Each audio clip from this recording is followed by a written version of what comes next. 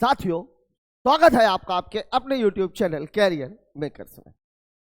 Railway की आने वाली और आ चुकी रिक्तियों की तैयारी के लिए हमने अपनी तरफ से मैथ्स का जो एक पूरा बैच लॉन्च किया है, उसकी दूसरी क्लास में आज हम बात करेंगे नंबर सिस्टम के इंट्रोडक्शन ऑफ नंबर्स टॉपिक के कुछ बचे हुए सवालों की। इस टॉपिक के बारे में हमने कल काफी डिटेल में बात की थी, जिसमें हमने संख्याओं के बारे में एक कंप्लीट जानकारी ली थी। संख्याएं कितने प्रकार की होती है, उन संख्याओं को हम कैसे पहचानते हैं और उनसे रिलेटेड सवालों को कैसे डील किया जाता है। ठीक है, आज हम बात करते हैं उसी टॉपिक से रिलेटेड कुछ अन्य सवालों की। तो देखते हैं वो सवाल किस तरीके के हैं। पहला सवाल, जहां तक हम पढ़ चुके थे उसको छोड़ करके हम आगे की बात करते हैं। यह है सवाल, n का वह न्यूनतम मान जिसके लिए 2n+1 एक रूढ़ संख्या नहीं है। रूढ़ संख्या नहीं है मतलब अभाज्य संख्या नहीं। अब n का वह न्यूनतम मान मतलब बहुत सारी संख्याएं ऐसी होंगी जिसके लिए 2n+1 का मान प्राइम नंबर नहीं होगा, लेकिन हमें कौन सा मान निकालना है? न्यूनतम मान। अब आप देखिए यहां पर क्या बोल रहा है, the smallest value of the n for which 2n+1 is not a prime number, n is greater than 0, मतलब n is not equal to 0। सवाल आपसे ये कह रहा है। अब आप देखिए मामला कितना है, 2n+1 का। 0 तो मैं रख ही नहीं सकता। अगर मैं 1 की वैल्यू 1 रखूंगा तो ये कितना हो जाएगा, 2 × 1 धन 1 3, ये तो प्राइम नंबर है। अगर मैं 2 रखूंगा तो 2 × 2 धन 1 कितना हो जाएगा, 5 हो जाएगा, ये भी प्राइम नंबर है। अगर मैं 3 रखूंगा तो 3 × 2 धन 1 मतलब 7 हो जाएगा, ये भी प्राइम नंबर है। 4 रखूंगा तो 4 × 2 धन 1 हो जाएगा 9, और ये प्राइम नंबर नहीं है, मतलब हमारा उत्तर हो जाएगा n का वह न्यूनतम मान। उत्तर हो जाएगा ऑप्शन नंबर बी 4। ठीक है, कुछ ज्यादा सोचने की जरूरत नहीं है। नेचुरल नंबर्स आपको रखने हैं, 0 से ज्यादा रखने हैं, आप रखते चले जाइए। जहां पर प्राइम नंबर नहीं आएगा वही आपका आंसर है। हमने रख के टेस्ट किया और किस में नहीं आया, 4 में नहीं आया, इसलिए हमारा उत्तर कितना हो जाएगा, 4। बात करते हैं अगले सवाल की। n के कौन से मान के लिए, कौन से मान के लिए, ठीक है, मतलब किस मान के लिए n² - 1 और n² + 1 अभाज्य है। ठीक है, अब वहां पर क्या पूछा था, रूढ़ नहीं है, मतलब अभाज्य नहीं होना चाहिए। यहां पर क्या है, अभाज्य है। अब आप देखिए यहां पर n² - 1 और n² + 1 दो डाटा है आपके पास, n² - 1 और n² + 1। अब देखिए n की वैल्यू 1 में अगर रखूंगा तो ये तो 0 ही हो जाना, मतलब मैं 2 से शुरू करता हूं तो कितना हो जाएगा, ये 2 का स्क्वायर - 1 मतलब कितना हो जाएगा, ये 3। 4 × 1 3, 2 दूनी 4 1 5। ठीक है, अगर मैं 2 रखता हूं तो 2² + 1 ये कितना हो जाएगा, 5। 3 भी अभाज्य है, 5 भी अभाज्य। ठीक है, 3 अगर मैं रखता हूं तो 3² - 1 9 8 हो जाएगा, और अगर मैं इसको रखता हूं तो 3² + 1 ये कितना हो जाएगा, 10। अब आप देखिए अगर मैं 1 रखता तो ये 0 आ जाता, ये तो मुझे मिल जाता। तो अब किसके लिए, अगर मैं n की वैल्यू जब मैंने 3 रखी तो ना तो ये अभाज्य है ना तो ये अभाज्य है, और 3 और 5 दोनों ही अभाज्य है, मतलब मेरा उत्तर हो जाएगा 2, दिया गया है ऑप्शन नंबर बी में 2। ठीक है, ध्यान रखिएगा ये सारे सवाल, जो सवाल मैं आपको करवा रहा हूं, ये सारे सवाल कभी ना कभी एग्जाम पेपर्स में किसी न किसी एग्जाम में आ चुके हैं। रेलवे से रिलेटेड सवाल जब हमारा नंबर सिस्टम खत्म हो जाएगा तो नंबर सिस्टम का एक कंप्लीट पैकेज मैं आपके सामने लेकर के आऊंगा। ठीक है, बात करते हैं अगले सवाल की। देखिए 1 से 101 तक कितनी अभाज्य संख्या है जिसमें 1 का अंक अवश्य है? उत्तर है इसका 9। अब कौन कौन सी है देखिए, 1 से लेकर के, मैंने आपको बताया था 1 से लेकर के 101 तक में, और अंक 1 होना ही चाहिए।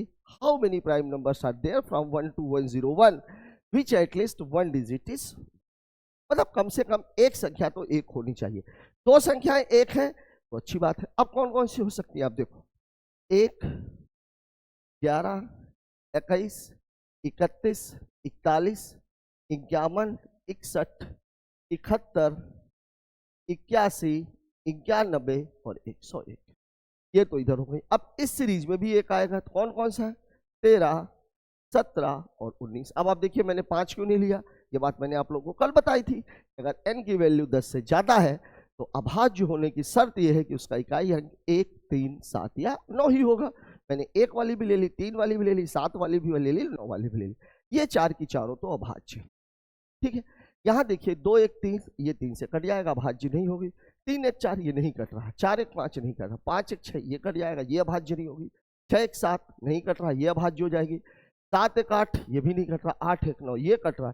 91 9 1 10, 3 से तो नहीं कट रही है, लेकिन 91 किससे कट जाएगी? 7 से। 1 को डबल किया 2 और 9 में से 2 को घटाएंगे 7, 7 से कट जाएगा, मतलब ये भी अभाज्य नहीं, और ये तो 3 अंक की अभाज्य संख्या है ही। अब आप देख लीजिए 1 2 3 4 5 6 7 8 और ये कितनी संख्या है अभाज्य? 9। इसको आप याद करके भी रख सकते हैं, लेकिन अगर कभी ऐसी स्थिति आ जाए कि मान लीजिए 1 के अलावा किसी और अंक के बारे में, 3 के बारे में बात कर ली जाए, तो अगर आपको निकालना है तो उसका तरीका ये रहे। ठीक है, बात करते हैं अगले सवाल की। a + 2 a + 4 अभाज्य है, a के कितने मान संभव है? देखिए, एक में न्यूनतम मान पूछा, एक में पूछा जब अभाज्य ना हो, एक में अभाज्य हो उसके लिए मान पूछा, अब यहां पर संख्याओं की संख्या पूछ रहा है। देखिए सवाल में क्या बोला है? a + 2 और a। ठीक है, अब देखिए एक तो मैं ले नहीं सकता, क्यों नहीं ले सकता? क्योंकि एक अभाज्य संख्या है नहीं। मेरी शुरुआत कहां से होगी? 2 से। अगर ये 2 लूंगा, ए का मान अगर मैं 2 लूंगा तो ये 4 हो जाएगा, ये 6 हो जाएगा, ये अभाज्य नहीं है। 3 लूंगा तो ये 3 हो जाएगा, ये 5 हो जाएगा, ये 7 हो जाएगा, ये तीनों अभाज्य हैं। फिर 3 के बाद अगली अभाज्य कौन सी होती है? 5, ये 7, ये 9, ये भी अभाज्य नहीं है। 7 अगर मैं लेता हूं तो 9 11 ये भी नहीं है। अगर मैं 11 लेता हूं तो 11 13 और 15 ये भी नहीं है। ठीक है, अब आप खुद देख लीजिए कि कोई भी मान एक्सेप्ट 3, ठीक है, अगर a का मान मैं 3 लेता हूं तभी यह संभव है कि a + 2 और a + 4 ये 3 की तीनों संख्याएं अभाज्य। ठीक है, और इसमें आपसे ये नहीं पूछा कि वैल्यू 3 है, a के कितने मान संभव है? तो कितने मान संभव है? केवल एक मान। कितने मान संभव है? केवल एक मान। अगर मान पूछ लिया होता कि a का मान कितना होगा तो a की वैल्यू कितनी हो जाती? 3 हो जाती। ठीक है, बात करते हैं अगले सवाल की। अभी जो है हमारे जो बच्चे पढ़ रहे हैं उनको मैं एक बात बता दूं, नंबर सिस्टम के बगैर किसी भी एग्जाम में सिलेक्शन पॉसिबल नहीं, और रेलवे में तो बिल्कुल ही नहीं है, क्योंकि रेलवे की पहचान ही नंबर सिस्टम से है। और सवाल इतने मजेदार हैं कि अगर एक बार आपके बेसिक समझ में आ जाए तो फिर सवालों में कुछ है ही नहीं। अब जैसे इसी सवाल को आप देखिए, सवाल क्या बोल रहा है? a b c d 4 लगातार आने वाली संख्या है, कंटिन्यू है, मतलब नेचुरल नंबर है। a + b की वैल्यू 103 है, इनकी वैल्यू 103 है, आधा कर लीजिए ना भाई। 103 का आधा कितना होगा? अगर मैं 103 का बटा 2 करूं तो कितना हो जाएगा? 2 5 10, 51.5। मतलब एक बात तो कंफर्म है कि इधर 51 थी, इधर 52 है। अब 4 संख्याएं हैं तो लगातार हैं, तो एक 53 हो जाएगी और एक 54 हो जाएगी। अब आपसे पूछ क्या रहा है? a × b, इनका गुणनफल, इनका गुणनफल। तो 51 दूनी 102 ये हो गया, 51 पंचे 5 एकम 5 और 5 25, 10 जोड़ दीजिए तो ये हो जाएगा 265, 26 52 दिया हुआ है आपको ऑप्शन नंबर ए। ठीक है, यहाँ पर अभी जब आप एवरेज पढ़ेंगे तो एवरेज में मैं आपको ये बात बताऊंगा भी कि बीच वाला जो मान है वही हमेशा औसत होता है। ABCD का अगर A और B के औसत की मैं बात करूं तो 51.5 है, क्योंकि बीच का मान आप निकाल लीजिए तो आगे और पीछे दोनों ही संख्याएं आपको मिल जाएंगी। ठीक है, बात कर लेते हैं अगले सवाल की। अगला क्वेश्चन हमसे क्या कह रहा है? 4 लगातार आने वाली प्राकृत संख्याओं के गुणनफल में एक प्राकृत संख्या p जोड़ने पर पूर्ण वर्ग संख्या प्राप्त होती है, p का मान क्या है? बहुत छोटा सा ये मैंने आपको शुरू में जो आपको लिखवाया था उसमें ये चीज है भी कि 4 लगातार आने वाली संख्याओं के गुणनफल में एक जोड़ने पर हमेशा पूर्ण वर्ग संख्या प्राप्त होती है। संख्या प्राप्त होती है तो p का मान कितना है? 1 जोड़ने पर। अब इससे कितने खूबसूरत खूबसूरत सवाल, मैं आपको 2-3 सवाल दिखाता हूं। देखिए, एक सवाल जैसे आपको ये दे दिया जाए कि 12 × 13 × 14 × 15। अब इसमें क्या है? धन 1 की घाते 4 होना चाहिए, ठीक है, लेकिन 1 की घाते 4 का मान 1 ही है, धन 1। ठीक है वास्तव में ये 4, ये बात याद रखिएगा, है वास्तव में ये 4। अब यहां देखिए ये पूर्ण वर्ग है, ये तो हमें पता कि 4 लगातार आने वाली संख्याओं के गुणनफल में 1 जोड़ने पर हमेशा पूर्ण वर्ग संख्या मिलती है। अब इसका जो वर्गमूल है वो कितना है? आप कुछ मत कीजिए, इन दोनों का गुणा, मतलब 12 गुणे 15 और धन 1 का स्क्वायर। यहाँ 4 है तो यहाँ स्क्वायर होगा।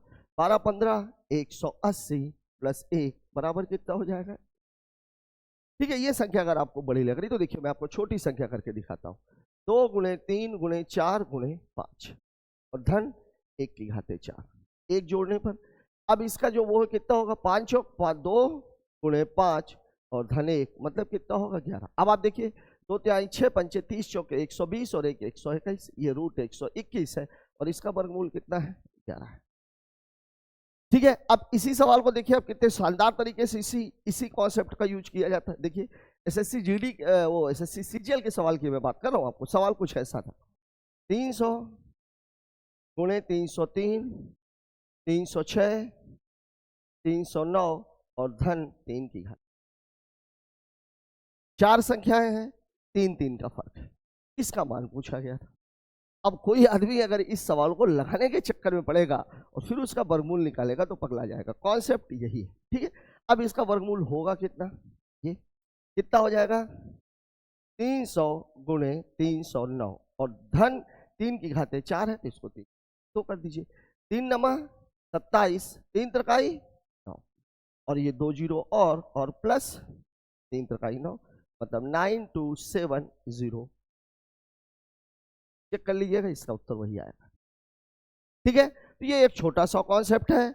कई बार सीधा सीधा पूछ लिया जाता है, कई बार इस कॉन्सेप्ट को इस फॉर्मेट में, अगर यहाँ 2 का फर्क लोगे आप तो 2 की घाते 2 का आपको जोड़ना है। मतलब अगर मान लीजिए सवाल में कुछ ऐसा कर दूं 10 12 14 16 और धन 2 की घाते 4 ये दे दिया, तो अब आपको क्या करना है 10 गुणे 16 10 गुणे 16 और धन 2 की घाते 2, ये कितना हो जाएगा 160 प्लस 4, उत्तर कितना हो जाएगा 114।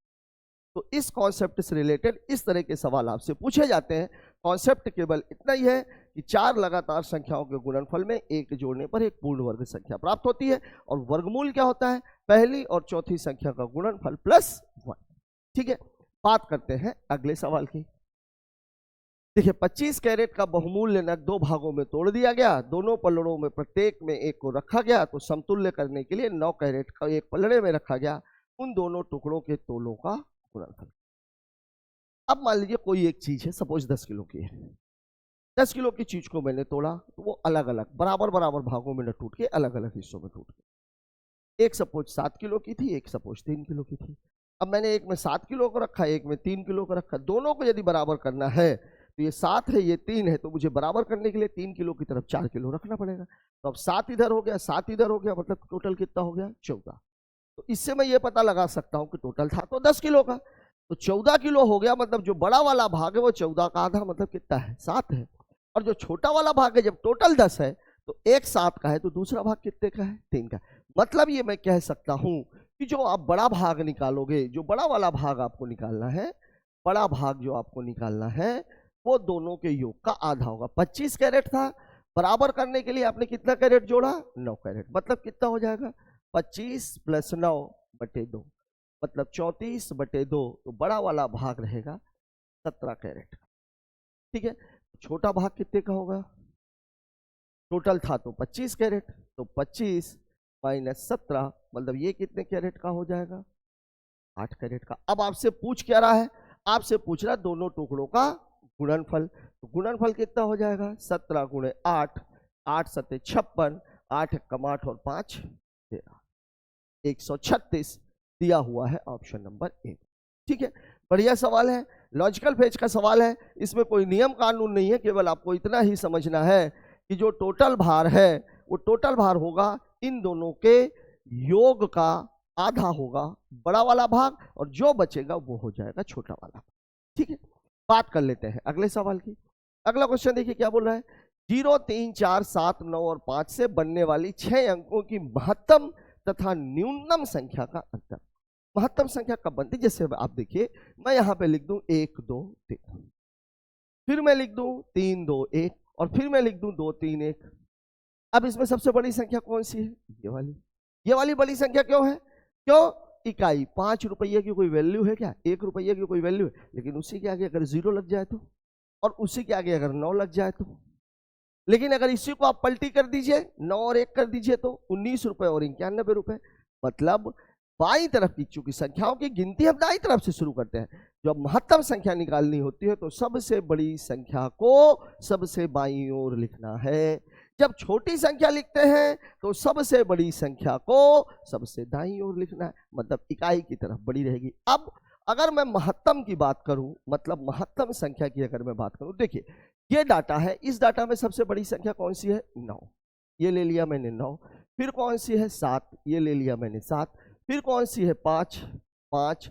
फिर कौन सी है? 4, 4। फिर 3 और ये तो महत्तम संख्या हो गई इन अंकों से मिला करके। अब आपको क्या करना है? न्यूनतम।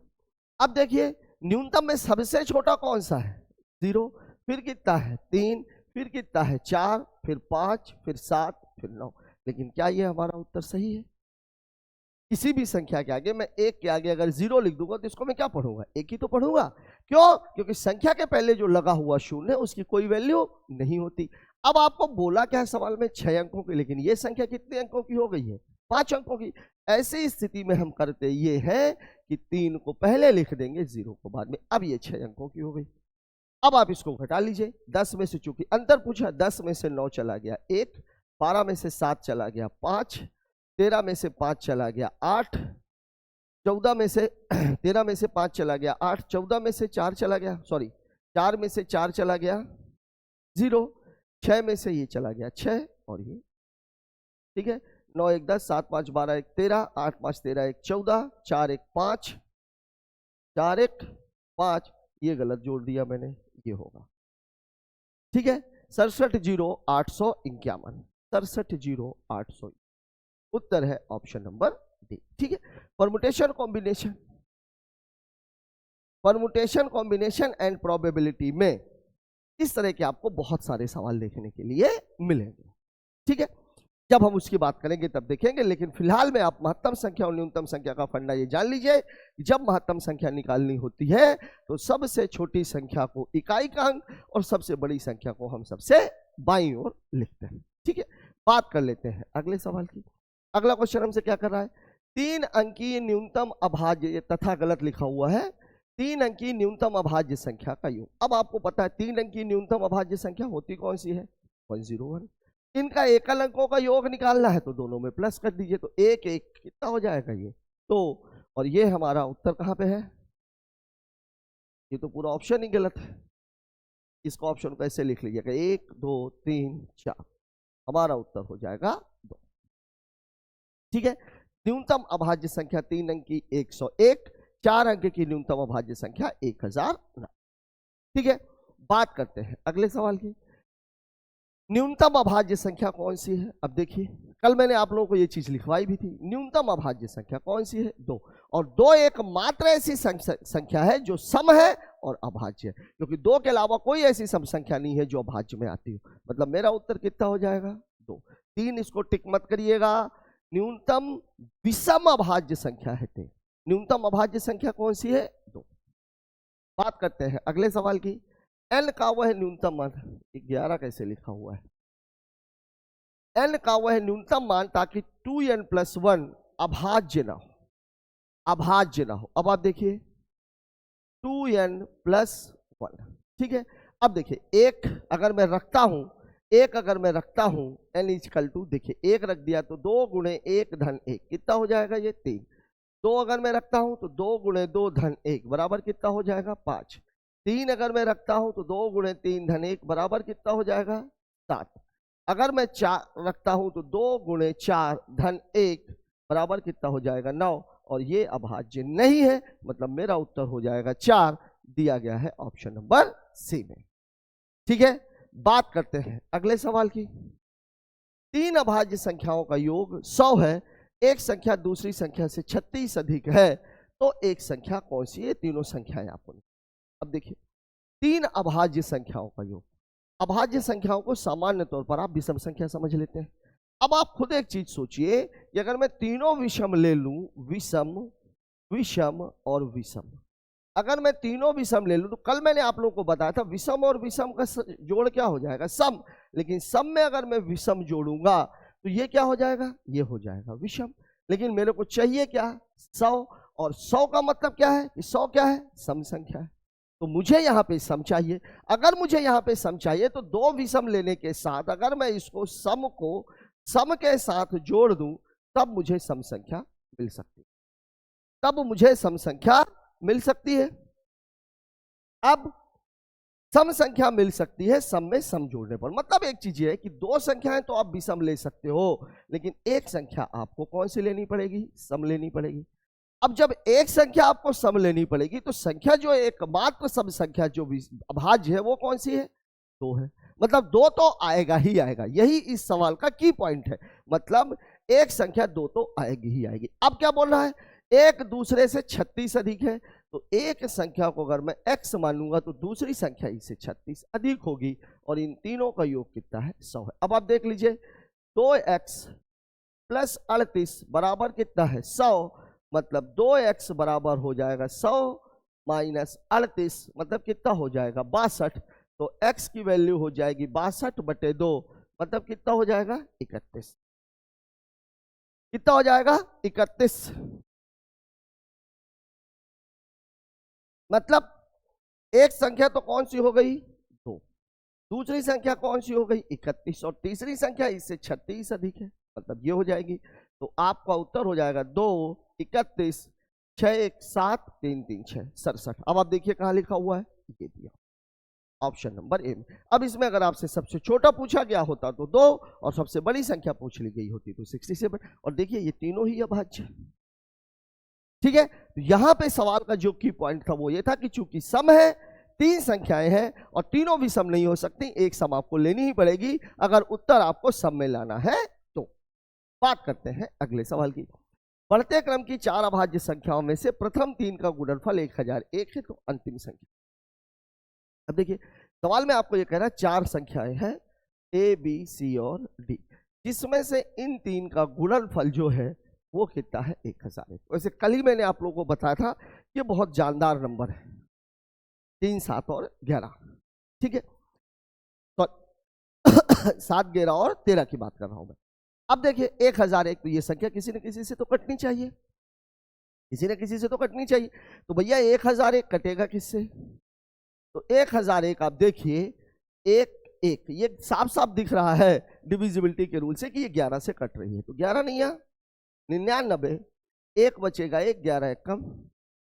अब 91 किसका पार्ट होता है, 13 गुणे 7 का। मतलब एक चीज ये कंफर्म हो गई कि ये 7 है, ये 11 है और ये 13 है। और ये चारों कौन सी है, बढ़ते क्रम की है। तो अगला वाला जो डाटा 13 के बाद आएगा वो कितना आ जाएगा, 17 आ जाएगा। मतलब जो सबसे बड़ी संख्या हमारी आएगी अंतिम संख्या वो 17 होनी चाहिए। पता नहीं क्या ऑप्शन में इन लोगों ने डाल करके रखा हुआ है, उत्तर हो जाएगा ऑप्शन नंबर ए, ठीक है। 12 वैसे भी आपकी जो है अभाज्य संख्या नहीं हो सकती। बढ़ते क्रम की थी, तीन संख्याओं का गुणनफल था 1001 था, आपके लिए बहुत आसान है। कल ही मैंने आपको एक बात बताई थी कि जब अभी डिविजिबिलिटी हम पढ़ेंगे तो ये 1001 बहुत मैजिकल नंबर है, आपके बहुत काम आने वाला है, इस डाटा को याद रखिएगा, ठीक है। बात कर लेते हैं अगले सवाल की। देखिए पी क्यू दो धनात्मक संख्याएं हैं और पी इंटू क्यू बराबर 64 है, तो पी प्लस क्यू का मान नहीं हो सकता। P Q are two positive numbers and P into Q is equal to 64. Then which of the following cannot be the value of P plus Q? देखिए P into Q बराबर कितना बोल रहा है ये 64। अब देखिए बनेगा कैसे, एक तरीका तो ये है कि 1 गुणे 64 कर दें, फिर ये 2 से भी कट रहा है 2 गुणे 32 कर दें, फिर ये 4 से भी कट रहा है 4 गुणे 16 कर दें, 5 से कटेगा नहीं, 6 से कटेगा नहीं, 7 से कटेगा नहीं, 8 से काट देंगे तो 8 गुणे, और किसी संख्या से कटेगा नहीं क्योंकि ये पलटी हो जाएगा। 8 के बाद ये 16 से कटेगा, 32 से कटेगा, 64 से कटेगा। अब अगर मैं इन दोनों को जोड़ूं तो ये कितना है 65, ये कितना है 34, ये कितना है 20 और ये कितना है 16। यही चारों इसके योग हो सकते हैं, इसके अलावा और नहीं। देखिए 20 हो सकता है, 65 हो सकता है, 16 हो सकता है, 35 नहीं हो सकता है। और यही आपसे पूछा गया था, इसलिए आपका आंसर हो जाएगा ऑप्शन नंबर 4 35, क्योंकि अगर P इंटू क्यू की वैल्यू 64 है तो P प्लस क्यू की वैल्यू इन चार के अलावा कोई भी पांचवी नहीं हो सकती, ठीक है। बात करते हैं अगले क्वेश्चन की। अगला सवाल, पी स्क्वायर बराबर M P B, B E M तथा P अलग अलग अंक है, एम बराबर क्वेश्चन मार्क। बहुत ही बेहतरीन सवाल, बहुत ही बेहतरीन सवाल, इस सवाल को जरूर आप लोग अच्छे से समझना, बहुत सारी चीजें इसमें छिपी हुई हैं। देखिए पीई का होल स्क्वायर बराबर आपसे बोल रहा है एम पी, और अब इसमें देखिए समझने वाली चीजें जो है वो क्या क्या है। देखिए यहां पर आप देखो, यहां पर भी बी है, यहां पर भी बी।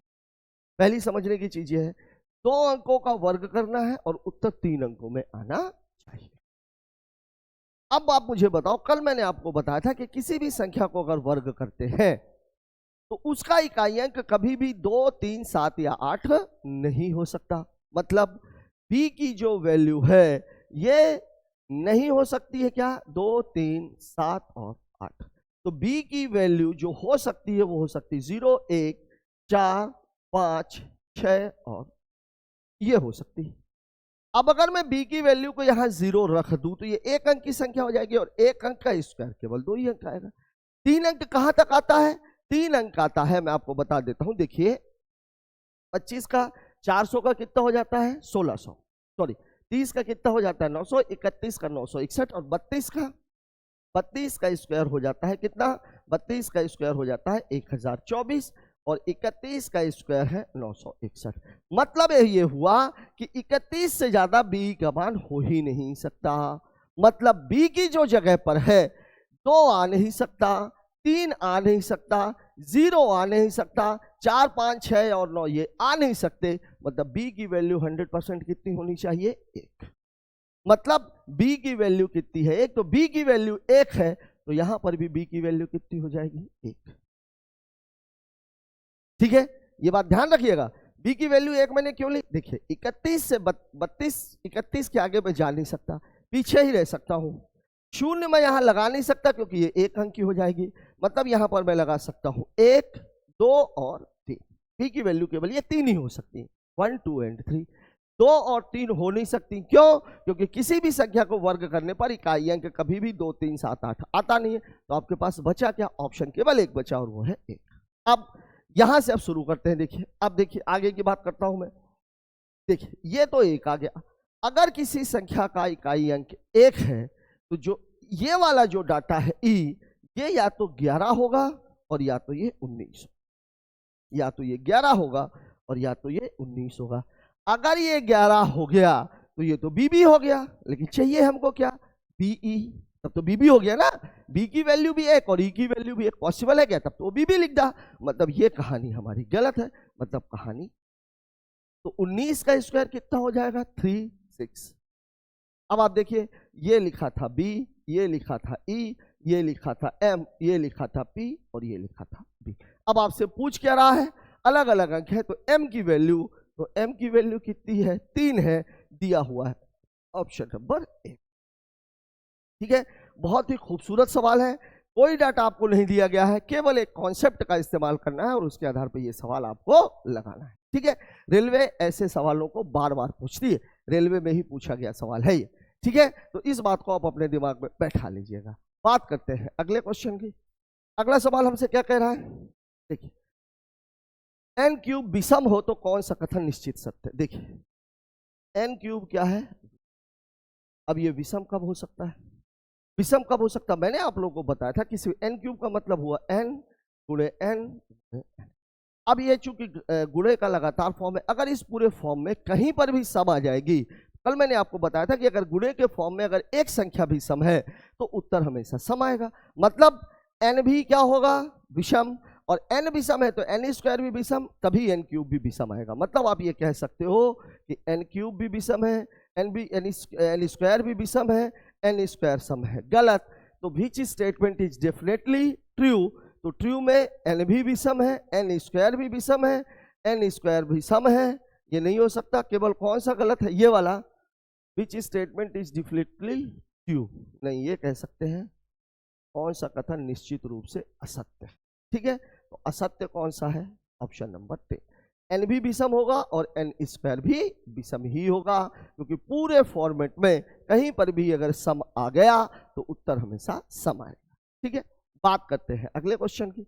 अगला सवाल हमसे क्या कह रहा है, एन बराबर है 1 + x और x 4 लगातार धनात्मक संख्याओं का गुणनफल है। देखिए कितना बढ़िया सवाल, उसी कॉन्सेप्ट से है, तरीका अलग बदल दिया उसने। बोल दिया कि n बराबर है 1 प्लस एक्स, और ये क्या है, x क्या है, 4 संख्याओं का गुणनफल, 4 लगातार संख्याओं, 4 लगातार संख्या का गुणनफल है। और अभी अभी मैंने बताया कि 4 लगातार संख्याओं के गुणनफल में अगर एक जोड़ दिया जाए तो हमें क्या मिलता है, एक पूर्ण वर्ग संख्या मिलती है। कौन सी संख्या मिलती है, पूर्ण वर्ग। n विषम है, सिर्फ एक, n अभाज्य नहीं, n क्या हो जाएगी, एक वर्ग संख्या हो जाएगी। 4 लगातार संख्याओं के गुणनफल में अगर एक जोड़ा जाता है तो हमेशा एक पूर्ण वर्ग संख्या मिलती है। और इसी का जो तरीका था, इससे किस किस तरह के सवाल बनते हैं वो भी मैं आपको दिखा चुका हूं। बात करते हैं अगले क्वेश्चन की। ए तथा बी दो भिन्न प्राकृत संख्याओं, तो निम्नलिखित में से कौन सा संबंध सत्य है। देखिए सवाल में आपको ये कह रहा है एक्चुअली रूट ए प्लस रूट बी, और बोल रहा है रूट ए प्लस, ये अलग अलग है और ये साथ है। अब देखिए एक बार इसको कर दिया बड़ा है, दूसरी बार कर दिया छोटा है, तीसरी बार कर दिया बराबर है, बाद में यही है। अब इसमें क्या मामला, जब कभी भी अगर ऐसा सवाल आता है तो मैं आपको बता दूं, देखिए अगर मैं इसको ए को वैल्यू को a बराबर 2 मान लूं और b बराबर 3 मान लूं, देखो इसको मैं प्रूफ करके बता रहा हूं। तो अगर रूट 2 प्लस रूट 3 अगर आप करोगे और इधर 2 प्लस 3 आप करोगे तो इसकी वैल्यू होती है 1.41, इसकी वैल्यू होती है 1.73, और ये रूट 5, और रूट 5 की वैल्यू कितनी हो जाती है, रूट 5 की वैल्यू कितनी हो जाएगी 2.15। ये है मामला। अब देखिए इसको अगर आप जोड़ोगे तो 4 7 4 11, 1 1 2 1 3, और ये कितना आ रहा है, ये आ रहा है 2.14। अब बताइए कौन सा बड़ा है, ये वाला बड़ा है।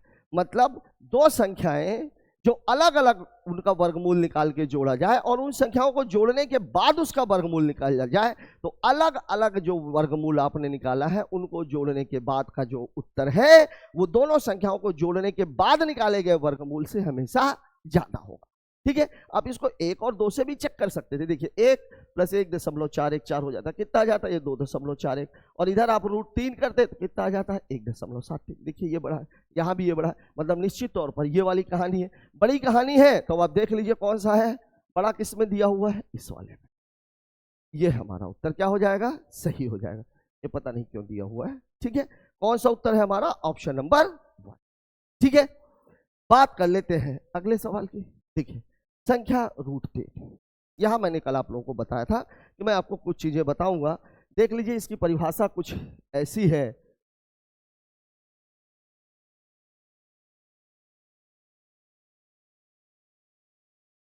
कहां गया ये वाली से, इसको देखो आप जरा सा, ये शांत दशमलव। शांत दशमलव कौन सा कहलाता है, ऐसा गुणज भिन्न के 2 या 5 के गुणज के रूप में हो तो प्राप्त दशमलव कौन सा होता है, शांत दशमलव होता है। ऐसा होता क्यों, देखिए अगर मान लीजिए कि 7 में अगर मैं 2 का भाग देता हूं, इसको पूरा करने के लिए मुझे यहाँ 5 चाहिए, यहाँ 5 चाहिए, 2 का मतलब होता है 5, तो ये कितना हो जाएगा 35/10, और इसका उत्तर हो जाएगा 3 या अगर मान लीजिए मैं 7/125 करूं तो 125 को किसकी जरूरत होती है, 8 की।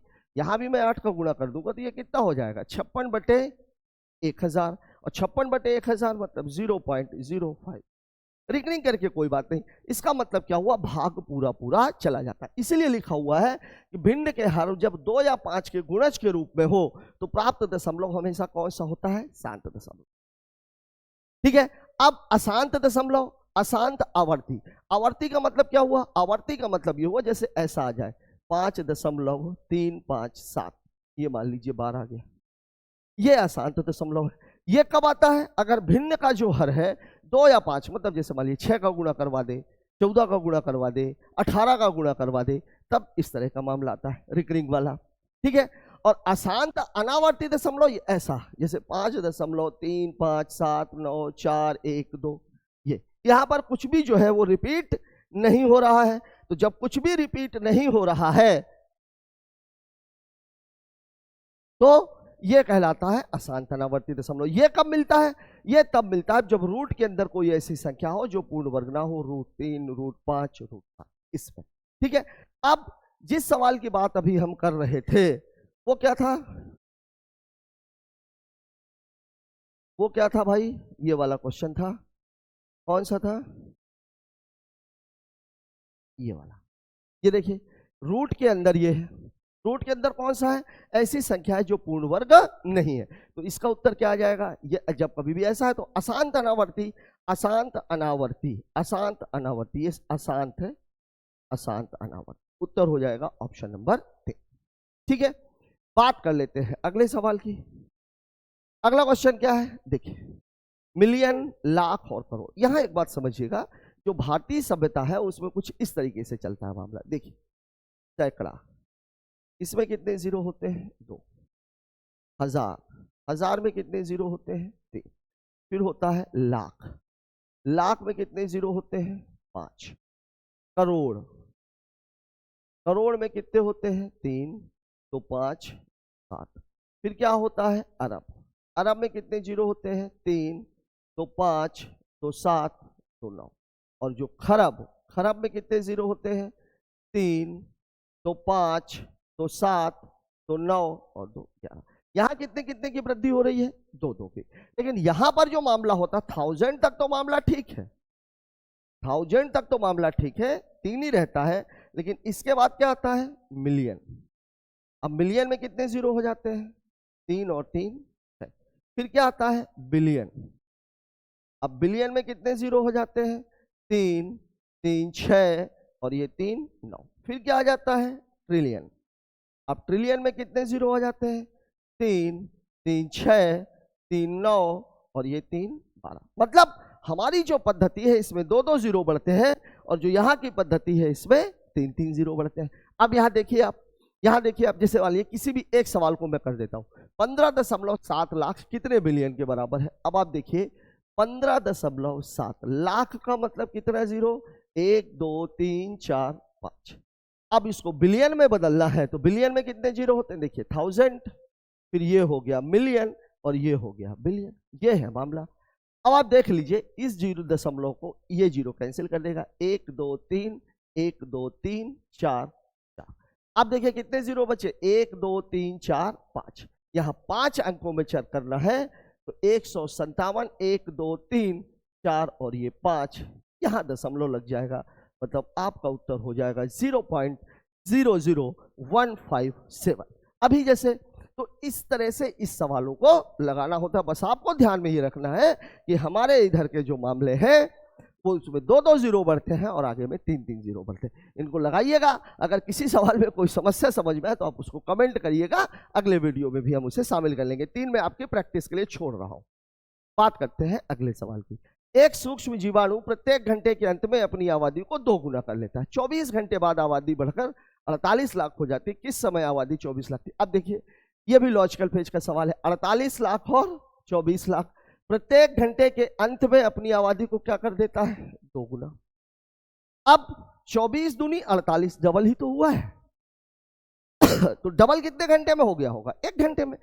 अरे 1 घंटे में ये डबल हो गया है। 24 लाख थी, कितने घंटे में हो रही है? ये 24 घंटे में 48 लाख हो रही है। तो इसके ठीक 1 घंटे पहले वो कितनी रही होगी? 24 लाख। मतलब आपका जो उत्तर हो जाएगा वो कितना हो जाएगा? 23 घंटे। उत्तर कितना हो जाएगा? 23 घंटे। ठीक है, ये आपके सवाल का जवाब है। ऑप्शन इसमें गलत टाइप है। ठीक है, बात कर लेते हैं अगले सवाल। साथियों, इंट्रोडक्शन ऑफ नंबर्स का जो पार्ट है वो इस वीडियो के साथ खत्म होता है। अगले वाले हिस्से में अब हम बात करेंगे डिवीजन एंड डिविजिबिलिटी की, फिर हम बढ़ेंगे सिंप्लीफिकेशन की ओर। मुझे आशा ही नहीं पूरा भरोसा है कि संख्याओं से संबंधित जो भी आपके दिमाग में क्यूरीज रही होंगी इन दोनों वीडियोस के साथ वो सारी चीजें आपके दिमाग से बिल्कुल पूरे तरीके से हल हो जाएंगी।